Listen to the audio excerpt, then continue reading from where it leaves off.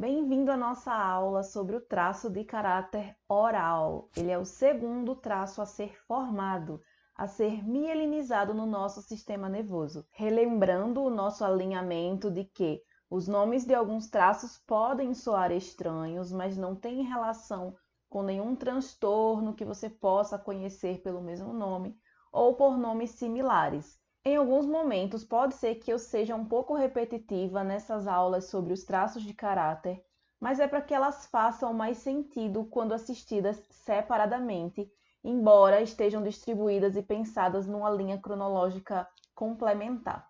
Dadas as boas-vindas e feitos os nossos alinhamentos, vamos conhecer o traço de caráter oral. Assim como na aula passada, nós vamos começar pelo momento de formação desse traço. A formação do traço oral ocorre durante o período da amamentação, do primeiro mês de nascimento até por volta do primeiro ano de idade. Na aula passada, a gente relembrou que a mielinização acontece de cima para baixo. Ela começa pelo cérebro e vai descendo pela medula espinhal e se ramificando gradativamente pelo corpo. No momento de formação do traço de caráter oral, a mielinização começa a avançar do cérebro para a medula. Ela começa a descer pela medula espinhal. Aquele bebezinho que estava no útero agora nasceu. O mundo dele agora não se limita mais ao útero. Agora ele está sendo exposto a novos ambientes e com isso vem novas percepções e novas necessidades. Com a mielinização descendo pelo pescoço, mais precisamente na região cervical, ele agora começa a ter novas percepções sensoriais e controle motor em novas partes do corpo. Ele agora consegue chorar e ser ouvido. E agora, fora da barriga, tem alguém para ouvi-lo e atendê-lo. Ele ainda não consegue falar, mas consegue se comunicar pelo choro. Só que aí o que é que acontece? Ele depende totalmente de que alguém adivinhe do que ele está precisando, o motivo pelo qual ele está chorando.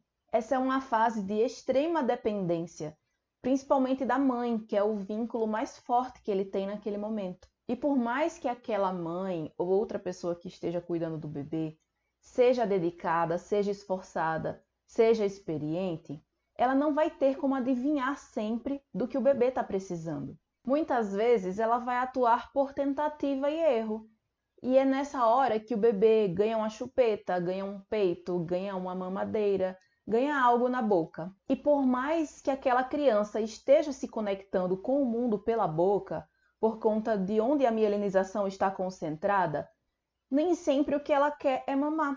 Só que ela não consegue expressar do que ela está precisando ou o que ela está sentindo. A única coisa que ela consegue fazer é chorar para informar que ela está precisando de algo, mas ela não consegue especificar o que. É a partir dessa necessidade não atendida que surge a dor do traço oral. Quando a necessidade que o bebê tem naquele momento não é devidamente atendida, o sistema nervoso daquela criança registra a sensação de abandono. Essa é a dor existencial do traço de caráter oral. A dor básica de formação do traço de caráter oral é a dor do abandono. Assim como aconteceu com o traço de caráter esquizoide e como acontecerá com os demais traços, essa sensação é uma percepção que o sistema nervoso da criança interpreta daquele ambiente, daquele momento que está sendo vivenciado e registra. Não tem a ver com a intenção da mãe, do pai ou de quem estiver cuidando daquela criança, mas sim da percepção do bebê. Eu gosto muito de um exemplo que o Elton traz em seu livro, de que o bebê pode estar chorando porque está com um incômodo na roupa, como uma etiqueta, por exemplo. Dentro da roupinha tem ali uma etiqueta que vamos dizer que esteja cutucando ou dando uma coceirinha nele e ele começa a chorar porque está desconfortável com essa etiqueta. E aí a mãe dá peito na tentativa de acalentar o bebê e atender a necessidade que motivou aquele choro. Aquele peitinho pode até agradar e acalmar a criança, até porque aquela região sensorial está sendo desenvolvida e faz com que ela se agrade do gostinho do leite, do cheirinho da mãe. Só que aquela etiqueta continua ali, incomodando a criança. e ela se sente abandonada com relação à sua principal necessidade naquele momento. Quando a criança chora, ela quer ser atendida da maneira certa, mas algumas vezes a sensação acaba sendo diferente, porque ele continua com aquele incômodo ali que não está sendo atendido. Ele está ganhando um peito, uma mamadeira, outras coisas que podem até ser agradáveis, mas aquela necessidade não atendida continua ali,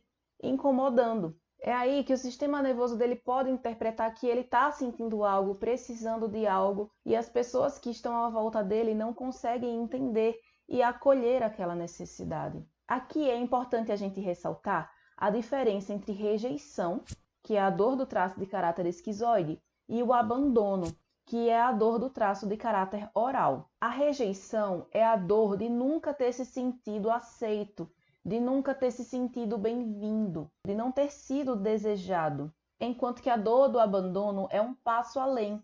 É como se você tivesse sido desejado, sido aceito, sido acolhido em algum momento e em um outro momento desistiram de você, depois de uma relação já iniciada. Na rejeição é como se houvesse um espaço vazio que nunca foi preenchido, porque você nunca se sentiu aceito ali. Enquanto que no abandono a gente está falando de um espaço que já foi preenchido, mas que no momento em que aquele traço precisou que alguma necessidade fosse atendida, aquele espaço que estava preenchido tornou-se vazio. A pessoa não estava mais ali para atendê-lo. Saindo um pouco do momento de formação dos traços e trazendo para um momento mais concreto, numa situação com uma pessoa adulta, só para que você entenda melhor. A rejeição é quando você chega em alguém e leva um fora. Você foi rejeitado, aquela pessoa não te quis. O abandono é quando você chegou a namorar aquela pessoa, vocês foram importantes um para o outro, mas chegou um dia em que aquela pessoa decidiu que não te quer mais. Essa é a dor do abandono. É um espaço vazio que um dia já foi preenchido, mas que hoje está vazio. O traço de caráter oral e o traço de caráter esquizoide podem ser vistos como opostos em muitos aspectos, porque um é quente, o outro é frio. O oral é um traço quente, emocional, que guia-se pelo que sente, gosta de atenção, gosta de contato físico e fala muito. O esquizoide é um traço frio, racional, guia-se pela lógica, não gosta de muito contato físico nem de ser o centro das atenções e fala pouco. O esquizoide racionaliza e explica. O oral simplesmente sente e demonstra. O esquizoide teme ser rejeitado e por isso foge das pessoas. O oral teme o abandono e por isso gruda nas pessoas. Então, enquanto que o esquizoide tem uma necessidade de caverna, o oral tem uma necessidade de estar com pessoas.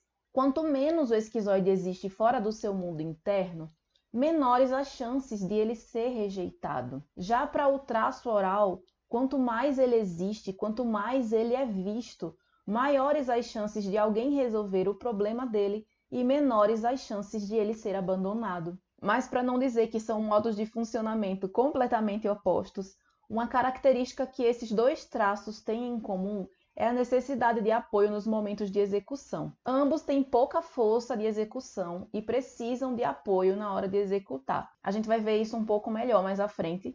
Eu trouxe agora só para fechar esse comparativo entre os traços. Durante o momento de formação do traço de caráter oral, há momentos também em que ele vai ter necessidades que precisam ser atendidas pela boca, como por exemplo comida, mas que naquele momento o que ele quer não é apenas se alimentar. Ele pode querer também um colo, afeto, contato físico. E aí a mãe naquele momento pode estar atarefada com alguma demanda do cotidiano dela. E, por exemplo, pode dar um peito e ficar ali no celular. Ou se o bebê estiver maiorzinho, ela pode dar a mamadeira e ir resolver alguma coisa. E aquele bebê vai se sentir abandonado do mesmo jeito. Porque o que ele queria não era só se alimentar. Ele queria colo, ele queria afeto, contato, ele queria a mãe. Porém, por uma infinidade de coisas que poderiam estar acontecendo na vida dela naquele momento, aquela necessidade não pôde ser devidamente suprida. E aí, mais uma vez, não tem a ver com a intenção da mãe, e sim com a percepção daquela criança. Então, se tiver alguma mamãe de plantão assistindo aqui, não se culpe, tá? Em contrapartida, para evitar ressentir essa dor do abandono, essa dor de tentar se comunicar e não ser compreendido, não ser atendido, O traço de caráter oral desenvolveu o recurso da comunicação, da conexão, do contato, do acolhimento. Esse é o recurso de vida do traço de caráter oral. De um modo geral, nós já vimos até aqui o momento de formação do traço de caráter oral, que é durante o período da amamentação, aproximadamente do primeiro mês ao primeiro ano de nascimento. A dor desse traço, que é a dor do abandono, de sentir-se abandonado, e o recurso de vida desse traço, que é a comunicação, a conexão e a empatia. Oi, que foi? Vamos agora entender um pouco mais das características da pessoa com muito desse traço? Pessoas com muito do traço de caráter oral são pessoas comunicativas, espontâneas, que se conectam facilmente a outras pessoas. São pessoas com uma sensibilidade bastante aguçada. São pessoas que conseguem facilmente se colocar no lugar do outro e sentir a dor do outro. Durante o período de formação do traço oral, o bebê adquire muitas sensações novas. Cada experiência sensorial é uma novidade. Cada cheiro, cada gosto, cada textura, cada visão. De repente, o mundo tem forma, o mundo tem cheiros, o mundo tem sabores. Então, as experiências sensoriais da criança nesse período são muito intensas. Por isso, pessoas com muito desse traço são bastante sensoriais. Também são pessoas acolhedoras, receptivas e calorosas. É aquele bom anfitrião que, quando recebe os amigos em casa, prepara uma baita recepção e recebe de braços abertos. A pessoa desse traço é de tamanha sensibilidade e se conecta tão facilmente com o outro que às vezes meio que até adivinha o que o outro está sentindo, como o outro gostaria de ser tratado. Porque, como eu falei, ele tem essa facilidade de se colocar no lugar do outro. O oral fala com os olhos, tem aquele olhar que se conecta com você e se comunica mesmo que ele esteja calado. Esse é um traço muito expressivo que não consegue disfarçar o que está sentindo, porque fica estampado na cara dele. Além de expressivo, ele também é muito espontâneo, como a gente já viu. Então, quando ele vê, ele já expressou. O oral tem uma capacidade gigantesca de comunicar sentimentos, de se expressar, de ser visto. Consequentemente, essa habilidade torna-se ao mesmo tempo uma necessidade, mas isso vai acontecer com todos os traços, porque os nossos recursos são os nossos superpoderes e eles precisam ser utilizados. É comum também que a pessoa com muito desse traço muitas vezes precise chorar como um mecanismo de alívio, para aliviar e descarregar aquilo que ela está sentindo, para que depois ela possa parar para pensar e entender tudo aquilo que ela está sentindo. Aquele choro que ajudava a criança que se sentia abandonada a se expressar ficou programado no seu sistema nervoso. Era a forma que ela tinha de comunicar que estava sentindo algo, mesmo que ela não soubesse exatamente o que era. E acontece da mesma forma até hoje. Muitas vezes, a pessoa com muito do traço de caráter oral está ali com muitos sentimentos que ela não entende e ela simplesmente precisa chorar para descarregar aquilo. O choro é um mecanismo de alívio do traço de caráter oral. Sabe quando você chora sem nem saber por quê? Mas parece que você tira um peso depois que você chora, depois que você coloca para fora. Então, a pessoa com muito desse traço, que dispõe de espaços para se expressar, para chorar à vontade, sem ser julgada, sem ninguém apontar o dedo, mandando ela engolir o choro porque chorar é errado. A pessoa que dispõe de ambientes onde ela possa se expressar livremente, encontra ali um ambiente seguro para viver em seus recursos. Um problema que pode acontecer aqui é a pessoa com traço de caráter oral repetir um padrão de esperar que o outro adivinhe o que ele está sentindo e do que ele está precisando, como aconteceu lá atrás, quando ele era extremamente dependente do outro. Se você tem muito desse traço e muitas vezes se pega nessa situação de ficar esperando que o outro adivinhe o que você quer, quando muitas vezes nem você mesmo sabe o que é que você quer, é importante que você faça esse trabalho de autorreflexão para entender o que realmente você deseja e comunique isso para o outro. Às vezes, inclusive, a gente já sabe o que a gente quer, mas fica naquela espera de que o outro adivinhe. Aquela criança não sabia explicar o que estava sentindo, ela simplesmente chorava e alguém que se importava com ela tinha que adivinhar do que ela estava precisando. Só que agora essa criança cresceu e precisa entender que o outro não tem mais que adivinhar o que ela quer, especialmente se ela já souber o que ela quer. Nas relações, de um modo geral, é importante que a gente comunique o que a gente quer, porque muitas vezes o que está óbvio para a gente, para o outro não está. Então, em vez de viver uma espera de que o outro atenda às suas expectativas, se comunique, fale para o outro o que você quer. Essa comunicação intencional é muito importante para trazer alinhamento e evitar frustrações. Esse traço é o mais sensível e o mais intenso de todos. Como ele é muito sentimental e muito intenso, ele vai querer sempre mais. Tudo o que for possível para preencher ou evitar o vazio. Por isso ele fala muito, ele sente muito, ele quer muito contato. Quando tá feliz, tá muito feliz. Quando tá triste, tá muito triste. E troca facilmente uma coisa pela outra. Ele tem essa tendência a viver esse 880 emocional, até porque, por ser muito sensível, o humor dele vai variar de acordo com os ambientes e situações nos quais ele está inserido. São imediatistas por natureza e querem tudo para ontem, querem as coisas rapidamente.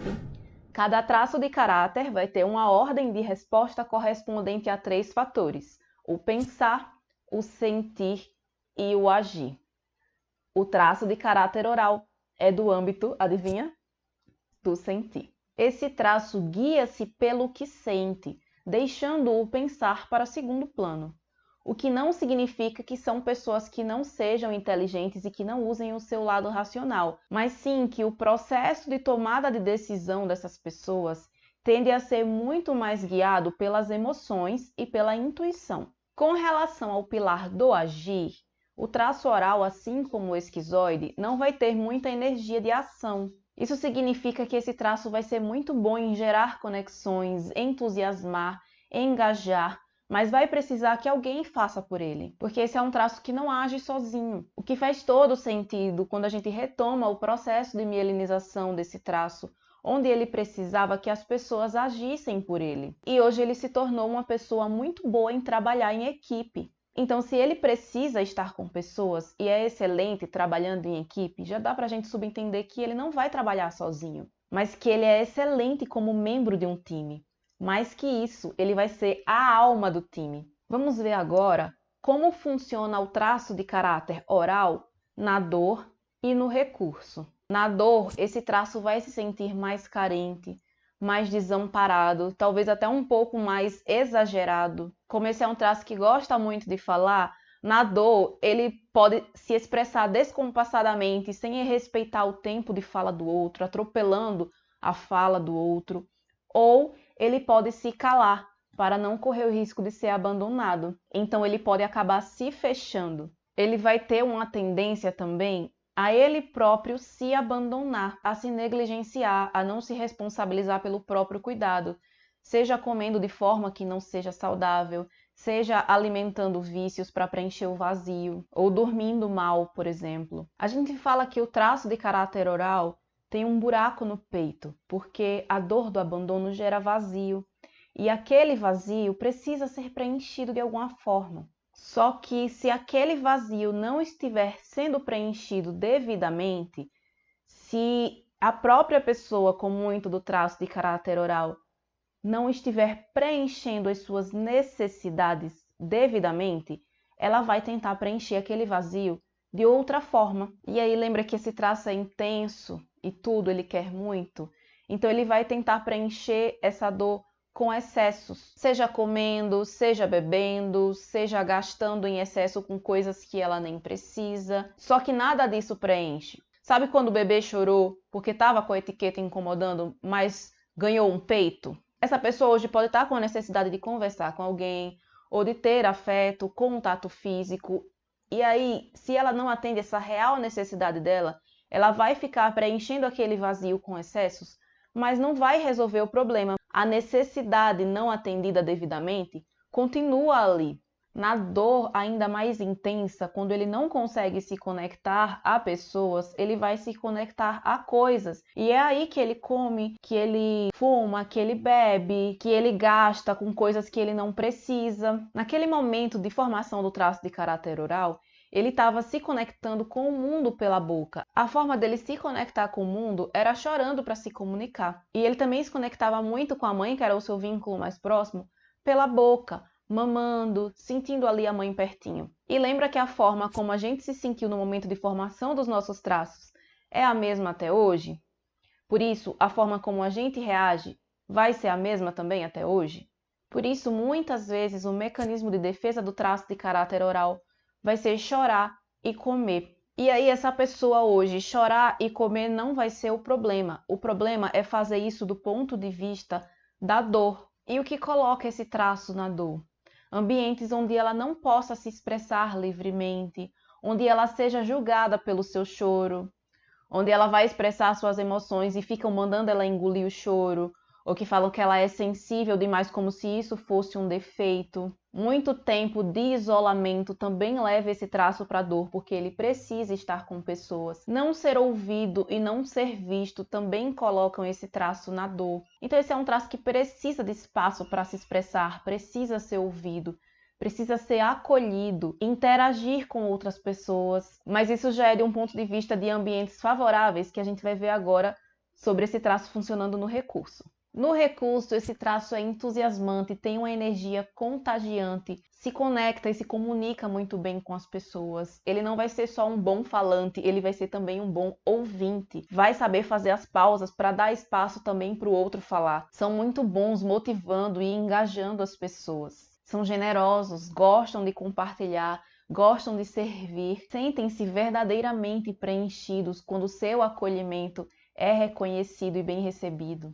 Adora explorar experiências sensoriais e quer viver essas experiências cada vez mais e com mais intensidade. Lidam com suas próprias emoções, proporcionando para ele mesmo as coisas das quais ele precisa. Esse traço, ele não apenas sente o que o outro sente, ele se importa verdadeiramente. Então é um traço que no recurso vai ser muito acolhedor, vai expressar toda a sua sensibilidade. E os ambientes favoráveis para manter esse traço no recurso são ambientes onde ele tem espaço para se expressar, onde os sentimentos dele são acolhidos e respeitados, onde ele faça contato e conexões com outras pessoas, onde ele tem essas experiências que envolvam os 5 sentidos, onde não haja muita demora para suas necessidades básicas como fome e frio serem atendidas. Esse é aquele traço que vai gostar daquela roupa com tecido macio, que não vai querer muito aquela blusa que é linda, mas que espeta, porque ela é muito sensorial. Então ele vai preferir o conforto. É muito importante para esse traço fazer conexões verdadeiras, conectar-se com pessoas que se importam com ele verdadeiramente e que sejam capazes de ouvi-lo, de respeitar o seu lado sentimental, de entender que ele precisa chorar para aliviar. Então, a dor desse traço vai ser a dor do abandono, de sentir-se abandonado. Em contrapartida, nós temos o recurso da comunicação, da conexão, da empatia. E esse traço na dor vai falar descompassadamente ou vai se calar por temer o abandono. Ou seja, ou ele começa a falar sem filtro ou ele vai começar a ceder para caber. Quer que os outros adivinhem do que ele está precisando e vai preencher o vazio que sente com excessos de todos os tipos. Já no recurso, esse traço vai se comunicar muito bem, de forma espontânea, vai ser também um bom ouvinte, vai respeitar o tempo de fala do outro, comunica o que sente e atende adequadamente às suas necessidades. Deixa eu te dar uma licencinha se você quiser dar um print. Vamos ver agora como é o formato do corpo do traço de caráter oral. Na aula passada, sobre o traço esquizoide, eu trouxe um traço que não gosta de contato físico e formou um corpo repleto de quinas, o que o torna menos atraente no sentido da gente olhar e querer abraçar, querer apertar. Aqui, no traço oral, acontece o contrário. Como esse traço teme o abandono e gosta de contato físico, formou-se então um corpo mais arredondado, mais macio, mais fofinho, até com aspectos mais infantis, o que nos transmitem uma imagem de alguém que dá vontade de abraçar, de apertar, de ficar perto. Os olhos tendem a ser pequenininhos, mais fechadinhos e se conectam muito, passando uma sensação ou de uma pessoa mais, aquela sensação de olhinho pidão, ou uma sensação de tristeza, mas eles transmitem uma sensação de contato, de aproximação, de conexão. Esse traço tende a ter um sorriso largo que mostra todos os dentes, com lábios corados e mais carnudos, diferente do esquizoide que eu não cheguei a citar na aula passada, mas que tem lábios mais fininhos e mais descoloridos, sabe? Porque é como se fosse uma boca que não tem necessidade de se comunicar. Enquanto que a do oral já passa aquela mensagem de que foi feita para tagarelar. A pessoa com muito do traço de caráter oral vai, então, de um modo geral, ter um formato físico mais arredondado e macio, possuindo alguns aspectos infantis que passem aquela sensação de inocência. Percebe que, diferente do esquizoide, a gente não vê tanto os ossinhos, tipo aqui, o esquizoide ele vai ter as quinas, o oral, como ele tem os aspectos mais arredondadozinhos e mais macios, ele vai ser mais preenchidinho. Olha aqui como a gente já vê aspectos mais arredondados e macios. A gente não vê aquele tanto de quinas do esquizoide. Olha esses olhinhos pequenininhos, como conectam, como esse olhar fala, como esse olhar se comunica e se conecta com você. Olha o Jacan, eu acho o Jacan uma fofura, gente. Me diz se não parece um bebê grandão. É muito do traço oral isso. Esses são os aspectos infantis que a oralidade traz. O Jacan, para quem conhece e acompanha o trabalho dele, sabe que ele tem um lado muito fofo, muito empático, muito carismático. E tem o outro lado dele que segura mais ali as emoções, que é mais linha dura nos momentos que precisa, que já vem de um outro traço, porque ninguém é um traço só. É por isso que ele não é fofo o tempo todo. Vou trazer ele de novo mais pra frente para a gente fazer esse comparativo, para você enxergar melhor esse ponto de que ninguém é um traço só. Com base em tudo isso que a gente já viu até aqui, vamos entender o que esperar e o que não esperar de uma pessoa com muito desse traço. Espere comunicação, conexão, expressão de sentimentos e emoções, intensidade, empatia, sensibilidade e intuição aflorada, espontaneidade, improviso e interação social. E não espere objetividade, porque essa pessoa, quando conta uma história, ela vai trazer detalhes, ela vai trazer sentimento para a história, então ela fala bastante, dá voltas até chegar no ponto. Então não espere objetividade desse traço, não espere silêncio prolongado e que ele fique bem estando sozinho por muito tempo. E esse é um quadro geral para você guardar de tudo que a gente já viu até agora de uma forma resumida: momento de formação, dor básica, recurso de vida e formato físico. Uma peculiaridade do traço de caráter oral é que ele pode ser oral da falta ou oral do excesso. O que você precisa entender é apenas que o oral do excesso vai tentar preencher o vazio com excessos de todos os tipos, seja comendo, seja bebendo, seja comprando e gastando, e nunca se sentindo verdadeiramente preenchido quando ele está preenchendo esse vazio com coisas que não são a sua real necessidade naquele momento. Esse foi um traço que, no seu momento de formação, recebeu tudo em excesso pela boca, menos o que ele precisava naquele momento. Ele recebeu um peito, uma chupeta, um colo, num momento em que o que ele realmente estava precisando era tirar aquela etiqueta da roupa que estava incomodando, trazendo o nosso exemplo da etiqueta para cá. Enquanto que o oral da falta foi aquele bebê que chorou um pouquinho mais, que não recebeu esses estímulos em excesso, onde a necessidade dele era atendida basicamente se fosse fome, quando muitas vezes ele poderia, na verdade, estar ali com uma necessidade de presença, de contato. Então, enquanto que o oral do excesso vai tentar preencher aquele vazio com excessos de todos os tipos, o oral da falta vai conviver com o excesso da falta, onde sempre está faltando alguma coisa. Então, não deixa de ser um excesso, só que é aquele excesso de nada serve. Por exemplo, hoje eu queria comer um hambúrguer, mas eu queria comer da hamburgueria X, só que a hamburgueria X está fechada. Da hamburgueria Y, não quero, não serve. Mas então, se eu comer uma barrinha que eu tenho na despensa? Mas eu queria de chocolate. Chocolate acabou, agora só tem morango. De morango não serve. Ele fica nesse excesso de nada serve, como se estivesse sempre faltando alguma coisa. Mas isso é de um ponto de vista da dor, porque do ponto de vista do recurso, ambos vão se preencher daquilo que eles estão sentindo, a real necessidade naquele momento. Então não vamos aprofundar nisso, nem ficar numa pira com isso para não confundir. Porque basicamente a diferença entre eles dois vai ser na forma como lidam com a dor, mas sempre pelo excesso, só que de formas diferentes, e no aspecto que o do oral da falta vai ser mais murchinho, enquanto que o oral do excesso vai ser mais cheinho, mais preenchido. Mas ambos vão ter os mesmos formatos arredondados e macios. Ambos vão ter em seu formato físico os mesmos aspectos arredondados e macios. Ambos vão ter a mesma dor do abandono e o mesmo recurso da criatividade, da empatia, da comunicação e da sensibilidade. Então agora, sabendo de tudo isso, como eu lido com uma pessoa com muito desse traço? Respeite e acolha os sentimentos dela, mesmo que naquele momento em que ela está se expressando, nem ela consiga entender o que realmente ela está sentindo. Valide as emoções dela, porque mesmo que ela não entenda, ela está sentindo e está sentindo intensamente. É necessário ter um nível de empatia e respeito para entender que o choro para aquele traço é um mecanismo de alívio e de expressão emocional. Então não julgue essa pessoa quando ela chorar, mesmo que seja por uma bobeira, mesmo que nem faça sentido. Acolha o momento dela e dê a ela o espaço de que ela precisa para descarregar aquelas emoções. Quando ela estiver desabafando com você, ouça sem julgamentos. Muitas vezes ela não vai querer uma opinião, muito menos um julgamento. Muitas vezes ela não vai querer nenhum conselho. Ela só quer ser ouvida.